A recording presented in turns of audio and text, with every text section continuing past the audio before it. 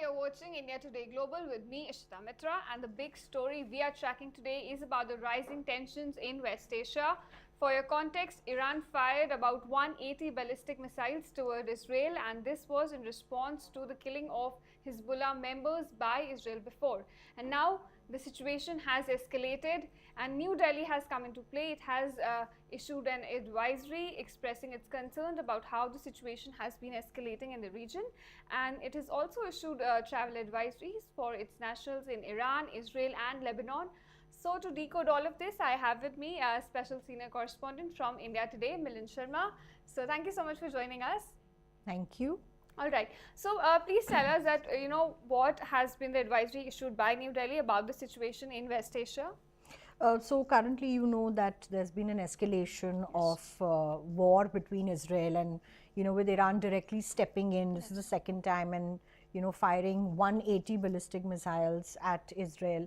There's been a lot of, wait and watch that countries are doing, and certainly therefore the Ministry of External Affairs has gone ahead and issued an advisory for all those Indians who are currently residing in Iran. In fact, the embassies from Israel had also yesterday, like just last night, issued an advisory stating that all Indians currently residing in Israel also have to be very careful, and they must look at living under shelters or bunkers that are created in Israel, especially those who are working over there. And we know that there's been a lot of exchange between India and Israel when it comes to Indians going abroad over there and coming back. So with Iran, the Ministry of External Affairs today issuing another advisory saying that Indians who are traveling to Iran, and we know about close to 10,000 to 18,000 Indians travel to Iran and back and live there also to and fro. So it's a very important advisory that has been issued in the light of current escalation of tensions between the two countries.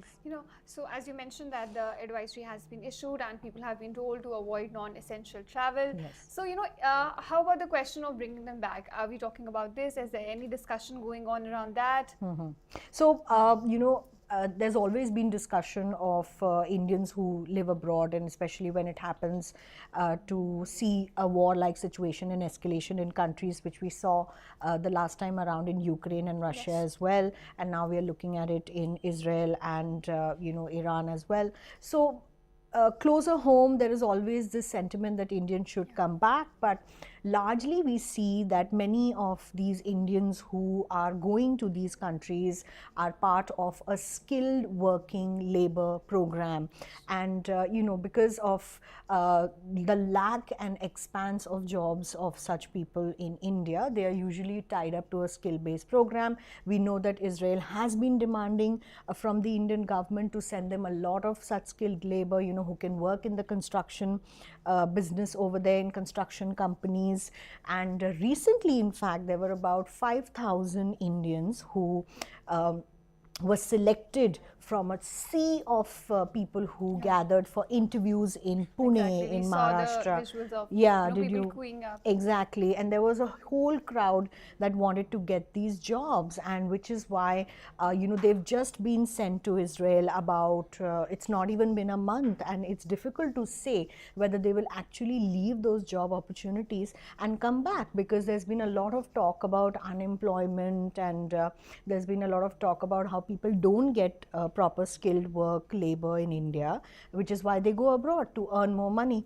And that is something that is debatable. Of course, at home there's politics being played by opposition leaders. Arvind Kejriwal, who's the Delhi's chief minister, or was the Delhi's chief minister, now no longer, and we have a new chief minister of Delhi, he has said that the Ministry of External Affairs should bring them back, should try to bring them back, but totally depends on how many Indians actually want to come back at this point.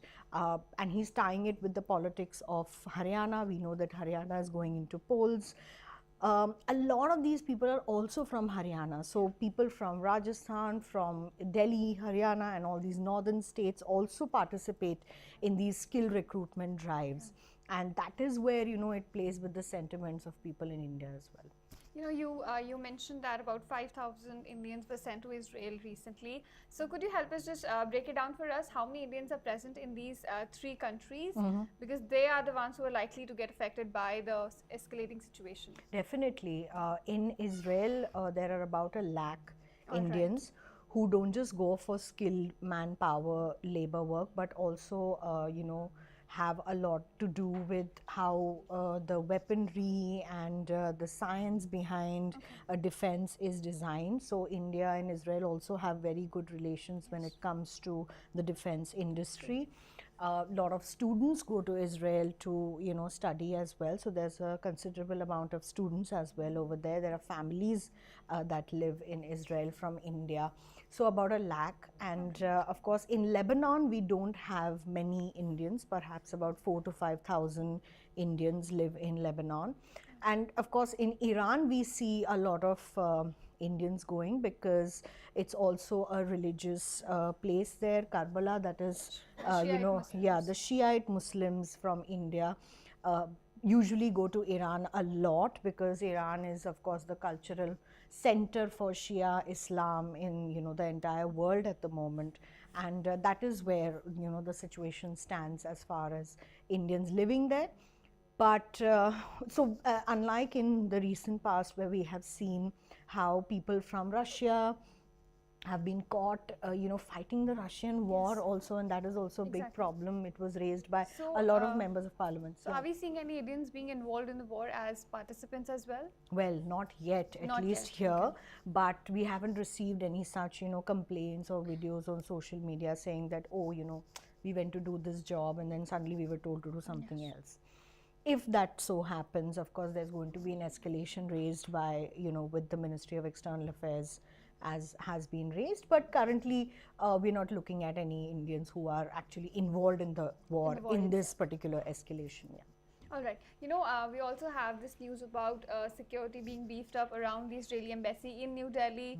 So if you could just explain us what's happening with that. So procedurally, they always go ahead and beef up the security near the Israel embassy in New Delhi, because if I'm right, long ago there was also an attack outside the Israel embassy that had taken place, and of course with the current escalation and the kind of sentiments that are flying around with respect to this particular escalation that has taken place between Israel and Iran. Of course, this procedural measure that they take usually for the Israel embassy.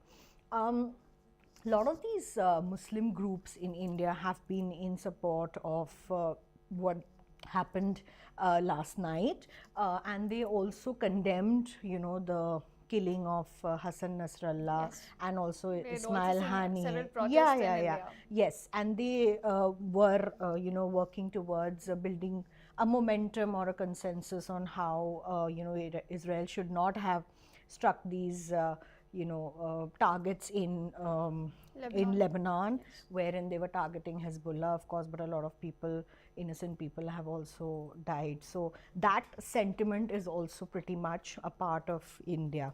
So it's important to give Israel that kind of protection, that they are currently looking at. Also, a lot of airlines have been diverting their routes and they're avoiding Iranian airspace. So what are we looking at there?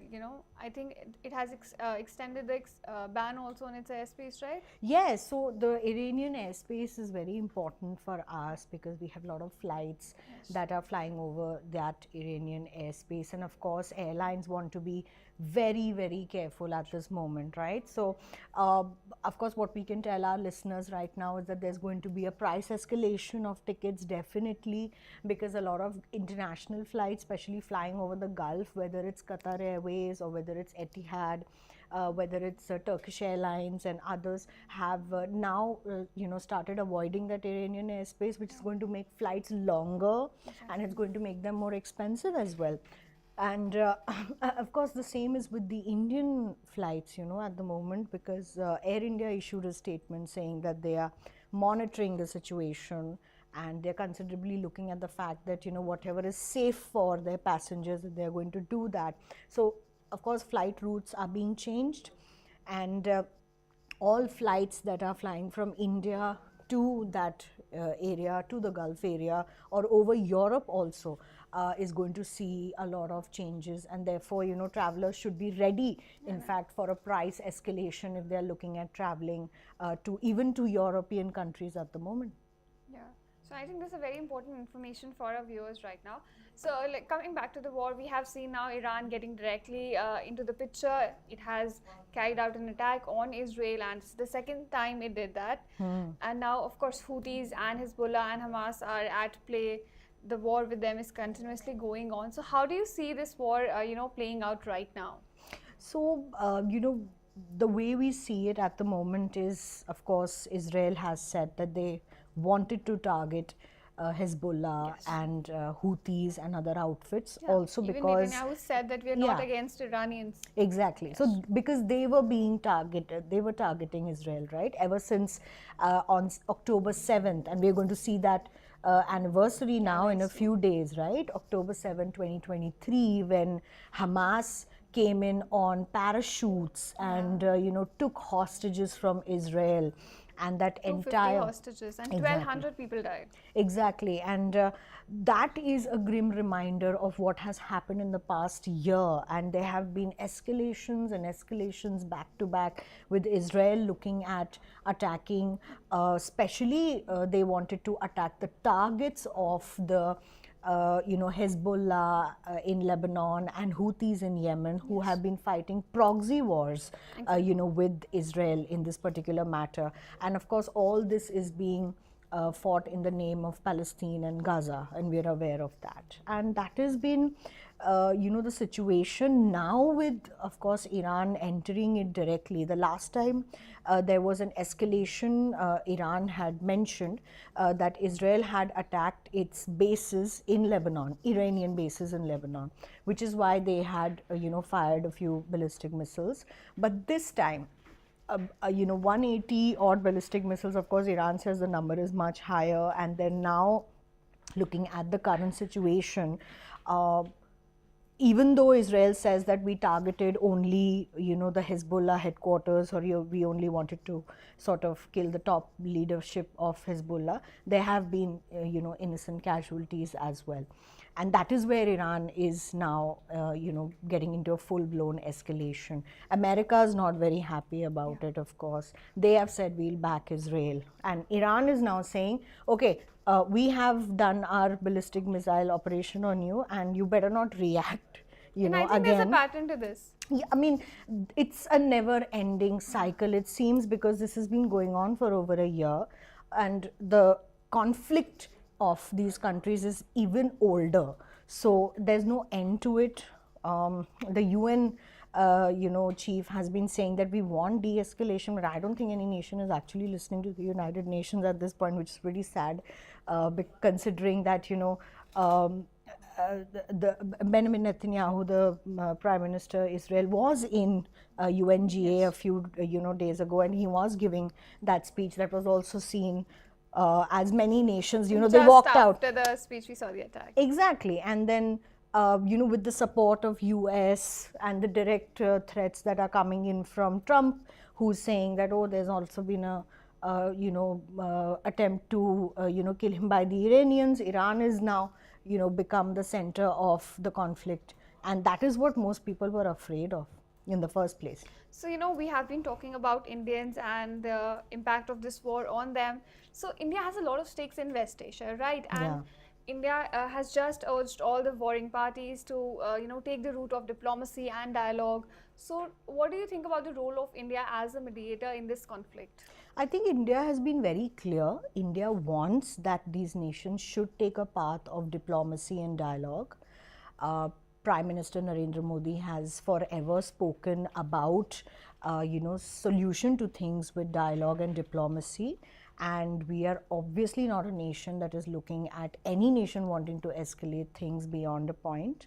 But as far as India goes, How much leverage does it have in this particular issue at the moment? It remains to be seen, because the point we are trying to make here is that India has a lot of strategic interests, both with Israel and with Iran. Recently also with Iran, we have the Chabahar port, and we have this whole Middle Eastern economic corridor that we were working on, and that seems to be very dicey at the moment. And India doesn't want, in any case, we've also supported the two-nation theory between, Israel and Palestine, Gaza. We've always had that, message of peace between the countries. But having said that, the kind of stance that Israel has taken, the kind of stance that Iran has taken now is not going to see the kind of interference, not just from India. Why only speak about India? Why not,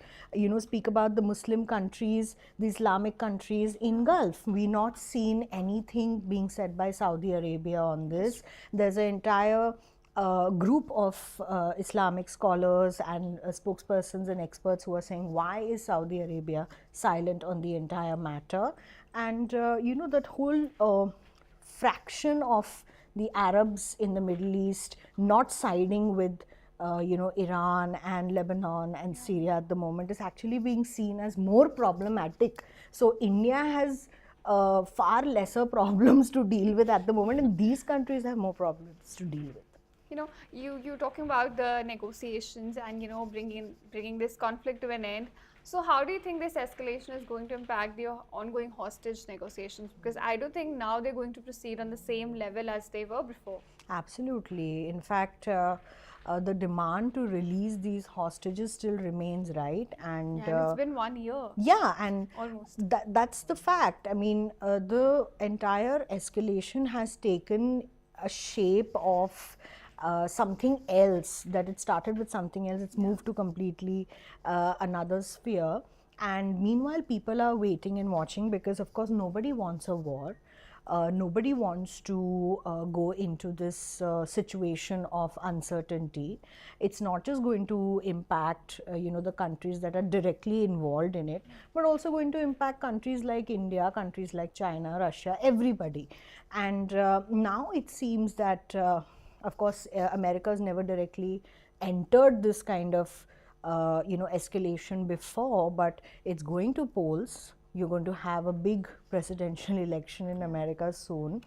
And with all this, the bigger question is, how far is Israel pushing America right now to, involve itself or to respond to, this kind of, because Israel has American support and we know that.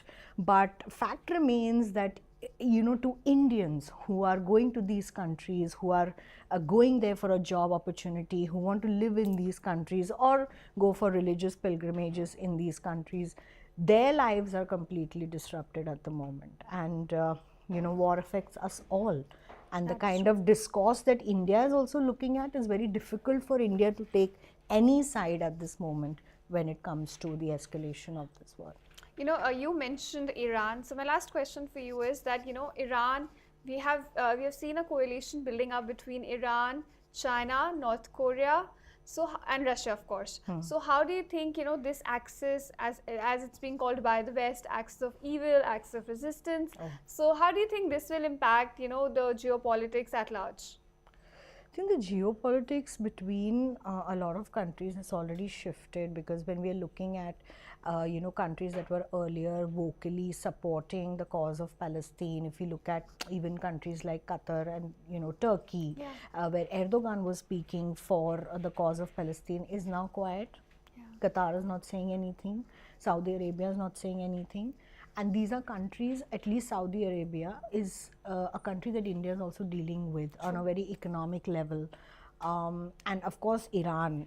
India has good relations with Iran. But for now, it seems that we're not going to be openly able to tell the world the kind of projects that we are currently working with and what is the status of these projects now. With, of course, Netanyahu wanting support from, countries like the US, having relations with countries like Russia, The entire fragmentation of the geopolitics between West Asian countries, India, and countries like China, Russia has completely changed, and it's now become all about taking sides. But that's the question, right? So can India, Can India pick a side here? pick a side here? Because if we talk about path of non-violence, we talk about path of Non-alignment. non-alignment, and on a day like this, on Gandhi Jayanti, and we as a country have never advocated any escalation of war anywhere, and that perhaps may not be the right answer for a lot of countries and a lot of nations that we have good relations with today. Just like one thing that India has achieved is it's that it is able to exercise more strategic autonomy now. Like it is not going to be like that because West is picking one side that they'll go along with it. Yeah. So I think that is something we have seen in our decisions being taken in West Asia specifically, and of course involving Iran. Definitely, and that is something that India should also stick to.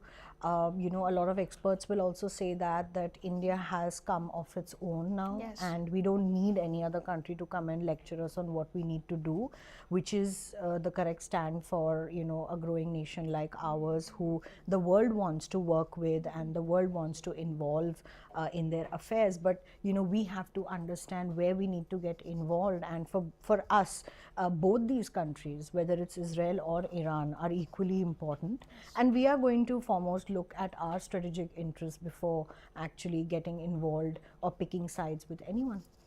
All right. Well, thank you so much, Milind, for joining us on India Today Global, helping us understand that how this war is going to impact Indians and, of course, the role of India in West Asian politics. So, thank you, viewers, for watching this, and stay tuned to India Today Global for more such updates.